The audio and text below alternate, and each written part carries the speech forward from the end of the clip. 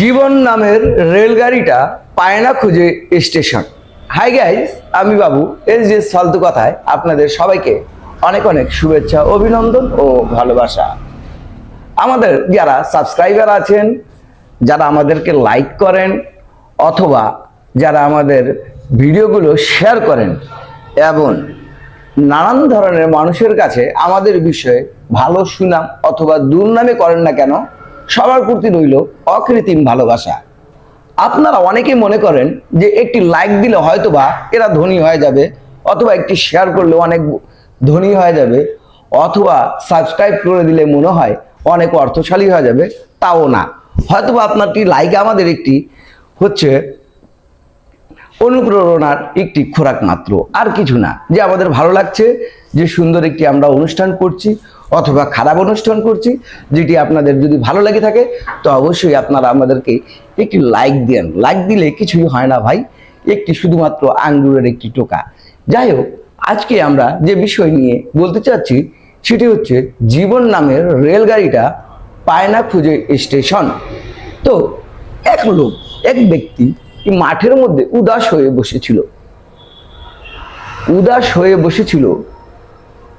বসে থাকতে থাকতে অনেকক্ষণ পর একটি অপরিচিত ব্যক্তির সাথে তার দেখা। অপরিচিত ব্যক্তি, যাকে কখনো সে দেখেনি।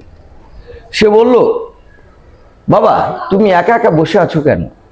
তোমার কোনো সমস্যা? সে বলল, হ্যাঁ বেশ সমস্যাই তো আছে। তো বললো, আমি তোমার জন্য 4টি জিনিস নিয়ে এসেছি। আমার ব্যাগের মধ্যে 4টি জিনিস আছে। এই 4টি জিনিসের মধ্যে থেকে তুমি যে কোনো একটি জিনিস পছন্দ করে নিতে পারো, কিন্তু শর্ত একটি, যে জিনিসটি একবার নেবা দ্বিতীয়বার সেটি আর নেওয়া হবে না। একবারের জন্য একটি। তো বললো ঠিক আছে, কি কি আছে? তো বললো, প্রথম খুশি, 2 নাম্বার সুনাম, 3 নাম্বার অর্থ এবং 4 নাম্বার মৃত্যু। এই 4টা জিনিস আছে আমার ব্যাগের মধ্যে, তুমি যে কোনো একটি জিনিস চয়েস করে নাও বা বাছাই করে নাও। সে চিন্তা করতে লাগলো, সুনাম পরে হলেও হবে, অর্থ পরে হলেও হবে, মৃত্যুটাতে নিয়ে চিন্তাই করা যায় না, তাই আমি খুশি নিয়েই থাকবো। সে খুশিটি চয়েস করে নিয়ে নিজে চলে গেল এবং সেদিন থেকে সে পর্যায়ক্রমে প্রতিদিনই সে খুশি থাকে। খুশি থাকতে থাকতে থাকতে থাকতে থাকতে থাকতে বেশ কিছু বছর কেটে গেল। এর মধ্যে তাকে আর খুশিটি ভালো লাগছে না। কারণ হচ্ছে এত খুশি আর ভালো না, আমাকে খুবই খারাপ লাগছে। এইভাবে করে তো একঘেয়ামি, হয়তো এভাবে করে চলা সম্ভব না, এটা পরিবর্তন করা উচিত। হয়তোবা যদি সেই সৌভাগ্যশীল ব্যক্তির সাথে যদি আবারও দেখা হয়ে যায়, তবে হয়তোবা আমার কিছু উপকার হবে। সে আবার এক কোনায় বসে আবারও সে ভাবছে কি করা যায় যদি সেই সৌভাগ্যবান ব্যক্তির সাথে দেখা হয়ে যায়। তার কিছুক্ষণের মধ্যে তো দেখা হলো, গেলে সেই ভদ্রলোক আবার এসেছেন। এসে বললেন, বাবা আজকে উদাস বসে আছো? বলে, জি আপনারই অপেক্ষায় ছিলাম। বলে, বলো কি, এখন কি অসুবিধা? কয় না, আমি খুশি হতে হতে আমাকে আর খুশি ভালো লাগছে না, আমি এখন সুনাম নিতে চাচ্ছি। তো বললো, আচ্ছা ঠিক আছে, নাও বাছাই করে নাও। 4টি জিনিস তো তোমার জন্য আছে, যার মধ্যে একটি তুমি আগেই নিয়েছো, দ্বিতীয় নাম্বারটি নিচ্ছ এখন। কিন্তু মনে রাখবা, যেটি একবার নিচ্ছ দ্বিতীয়বার কিন্তু সেটি আর নিতে পারবা না। এখন সে সুনাম নিয়ে এমন অবস্থায় পড়ে গেল যে যেদিকে যায় সুনাম, উমুকের ছেলে, এইটা সুনাম, মানে সুনাম করতে করতে করতে করতে এমন একটি অবস্থা, সে আর ঘরে ঘুমে আর তার আসে না। সে নানান চিন্তায় পড়ে গেল, এত সুনাম দিয়ে আমি করবো কি? সুনাম তো আর আমার ভালো লাগছে না। আবার বেশ কিছু বছর কেটে গেল, যাওয়ার পর আবারও সে বসে আছে, কি করা যায়। যদি সে বাবার যদি দেখা আরেকবার যদি পাওয়া যেত, তবে কতই না ভালো হতো।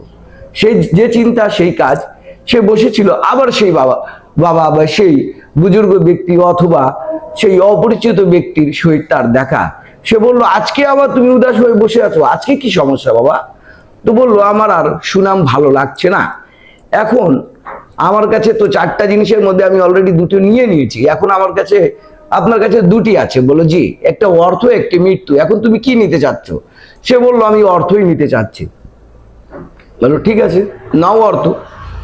তো অর্থ নিয়ে সে এতই মানে আপনার হচ্ছে দানশীল অথবা আপনার হচ্ছে সুনাম খ্যাতি এবং ওই রাজ্যের মধ্যে সবচেয়ে বেশি ধনী হয়ে গেছে, যে সবাই আসে সবার বিপদ নিয়ে, যে আমার এই সমস্যা, আমার এই সমস্যা থেকে উদ্ধার করে দেন, আমাকে কিছু টাকা দেন, আমাকে এটা দেন, আমাকে সেটা দেন, নানান ধরনের পেরেশানিতে পড়ে গেল। এখন সেটা অর্থ আসে, আরেক তো অনর্থক মূল, এখন অর্থ আসে তো আরেক বিপদে পড়ে গেল। সে এখন অর্থ দিয়ে এখন পিছন কিভাবে ছাড়ানো যায়। তো এখন আর তার খুশিটিও ভালো লাগলো না, খুশিটি নিয়েও বেশ কিছুদিন ছিল, ভালো লাগলো না। তারপর সুনাম নিল, সেটিও তার আর পছন্দ হচ্ছে না বা ভালো লাগে নাই। পরে সে অর্থ নিল, অর্থ নেওয়ার পর আবারও সে চিন্তায় পড়ে গেল, যদি অর্থ না নিতাম তবে হয়তোবা ভালোই থাকতাম। তবে সে চিন্তা করতে করতে আবারও সেই প্রতীক্ষায় থাকলো, যদি সেই বাবার যদি দেখা হয়ে যায়। তবে সে আবার বসে থাকার পর সেই বাবার সাথেই দেখা।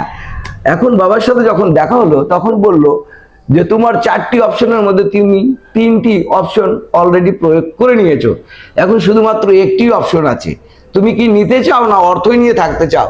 কয় না, আমি এখন দেখছি খুশি, সুনাম এবং অর্থ থেকে মৃত্যুটিই ভালো।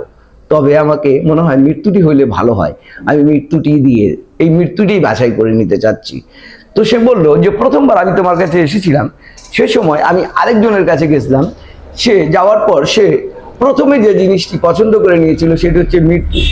হয়তোবা ক্ষণিকের কিছু ব্যথা, ক্ষণিকের কিছু যন্ত্রণা, ক্ষণিকের কিছু কষ্ট ভোগ করার পর সে মৃত্যুর পর আরামসেই থাকতে পারে।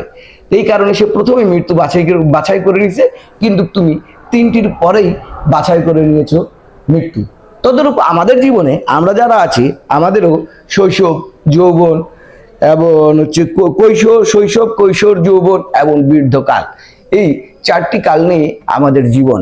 তো যখন আমরা ছোট থাকি তখন আমরা কোলে কোলেই থাকি, সবাই আমাদেরকে ভালোবাসে, খুব পছন্দ করে, হাসি খুশিতেই দিন যায়, কোনো চিন্তা নাই, কোনো পেরেশানি নাই, আরামসে জীবন আমরা যাপন করতে পারি। যখনই আর অল্প বড় হই তখন স্কুল কলেজে ভর্তি হই এবং সুনাম তৈরি করার চক্করেই বা সুনাম তৈরি করার চেষ্টায় আমরা অনেকের অমূলক কাজগুলো করে বসি, কারো ফলমূল পাড়ে খাই, কারোর সাথে দুষ্টামি করি, বা কারোর সাথে প্রেম প্রীতির সাথে জড়াই যাই, নানান ধরনের কাজে আমরা চলে যাই। কিছু সুনাম আছে, আবার কিছু দুর্নামও আসে, কিন্তু সুনামটাই আমরা ধরে থাকি। 3 নম্বরে চলে যাই, যখন আমাদের যৌবনকাল আসে তখন আমাদের আরেকটি, যখন যৌবনের বিশেষ কিছু আরো সিস্টেম থাকে, আমাদের বিয়ে হয়, আমাদের বাচ্চা হয়, তখন আমরা আমাদের সংসারের জন্য, আমাদের পরিবারের জন্য আমরা সব কিছু উদার করে দিই, পরিবারকে দেই, ভাই বোনকে দেই, আত্মীয় স্বজনকে দেই, ইভেন প্রতিবেশীকেও দেই, এবং এমন নানান ধরনের মানুষের, অপরিচিত মানুষেরও আমরা সাহায্য করি। কিন্তু পরিশেষে আমাদের জীবনে একটি কথাই আসে যে তুমি সারা জীবনে কি উপার্জন করেছো এবং আমাদের জন্য কি রেখেছো? কিছুই রেখে যাওনি, কিছুই করো যায়নি। বুড়া মরে না কেন? সন্তানরাই যখন এই কথা বলে, স্ত্রীরা এই কথা বলে, তখন খুব খারাপ লাগে। হয়তোবা সে সময় আমরা আমাদের জীবনটাকে মৃত্যুটাই মনে করি সবচেয়ে বড় আল্লাহর নিয়ামত। তাই মৃত্যু পর্যন্ত আমাদের অপেক্ষা করতে লাগে, কারণ সব কিছুই আমরা যেহেতু পার করে এসেছি, তো মৃত্যুটাকে তো ভোগ করতেই হবে। মৃত্যুর যন্ত্রণায় যতই হোক না কেন, মৃত্যু পরম পাওয়া, মৃত্যু পরম শান্তি, মৃত্যুর থেকে আপনার কেউ নাই। আমি বাবু অনেক অনুষ্ঠানে অনেক সময় কিছু হাসির খোরাক দিয়ে থাকি, কখনো কিছু বিনোদনের খোরাক দিয়ে থাকি, কখনো রোমান্টিক বা ভালোবাসার খোরাক দিয়ে থাকি, কখনো সাবধানের খোরাক দিয়ে থাকি। আজকে কিছু কথা বলে গেলাম আমাদের জীবন নিয়ে। তো আমি বাবু আজ এই পর্যন্ত। SDS ফালতু কথায় আপনারা সঙ্গে থাকুন, সুস্থ থাকুন, এবং SDS ফালতু কথাকে আপনারা সবসময় ভালোবাসার যে মনের মধ্যে, অংশের মধ্যে যে ভালোবাসার জায়গায় বসিয়ে রেখেছেন, সে জায়গাটাতে রাখার চেষ্টা করুন।